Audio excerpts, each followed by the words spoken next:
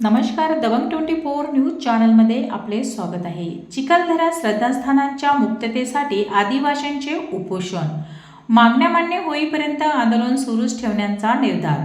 चिखलदरा येथील देवी मंदिर व स्थानिक आदिवासी समाजांचे श्रद्धास्थान असलेली धार्मिक स्थळे अंबादेवी संस्थांच्या अखत्यारीतून मुक्त करून ती स्थानिकांच्या ताब्यात देण्यात यावीत, या प्रमुख मागण्यासाठी आदिवासी बांधवांनी जिल्हाधिकारी कार्यालयासमोर उपोषण सुरू केले आहे।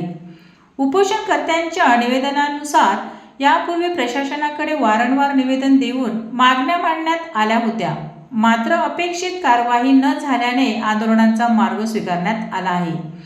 उपोषणकर्त्यांचे चिखलदरा येथील देवी मंदिर दर्शनासाठी खुले करावे, तसेच मंदिर परिसरातील कथित आर्थिक गैरव्यवहारांच्या आरोपांची चौकशी करून अशी मागणी केली आहे। याशिवाय स्थानिक आदिवासींना रोजगारांच्या संधी उपलब्ध करून देणे, रिक्त शासकीय जागेवर पात्र उमेदवारांना संधी देणे, शारीरिक शिक्षण शिक्षकांची पदे भरणे, घरकुल मंजूर करणे आणि पात्र अपंग व्यक्तींना नियमानुसार जागा उपलब्ध करून देणे अशा विविध मागण्या निवेदनातून करण्यात आल्या आहेत।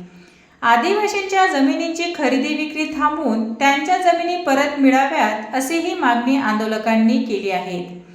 मागण्या मान्य होईपर्यंत उपोषण मागे न घेण्याचा निर्धार आंदोलकांनी व्यक्त केला आहे।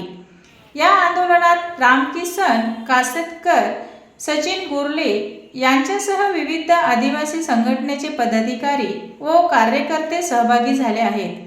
आंदोलकांच्या पार्श्वभूमीवर प्रशासन आता कोणती भूमिका घेते याकडे सर्वांचे लक्ष लागले आहे। मी सचिन गोरले सोबत आमच्या रामकिसन गोरले, आम्ही एक आदिवासींच्या हक्क अधिकारांसाठी एका उपोषणाला बसलेलो आहे।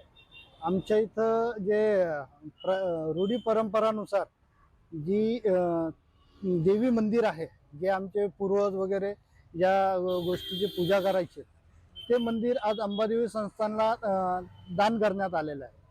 त्या विषयावर आम्ही त्यांच्याशी उपोषणाला बसलेलो आहे की हे आमच्या हक्क अधिकाराला, आमच्या पूजा पद्धतीला, आमच्या आस्थेला हा मोठा एक धक्का मानला जातो। त्या हिशोबाने आम्ही हे आमचं मंदिर आमच्या ताब्यात देण्यात यावं, आमच्या आदिवासी संघटनेच्या ताब्यात देण्यात यावं आणि पूजा पद्धती जी चैत्र महिन्यात आम्ही पूजा पद्धती करतो, त्या पूजा पद्धती रूढी परंपरानुसार चालू राहण्यात याव्या, या विषयावर आम्ही उपोषणाला बसलेलो आहे। आता 7 दिवस झाले तुम्ही उपोषणाला बसले आहे, प्रशासनाने तुमच्या उपोषणाची दखल नाही घेतली तर तुमचं पुढचं पाऊल काय असेल?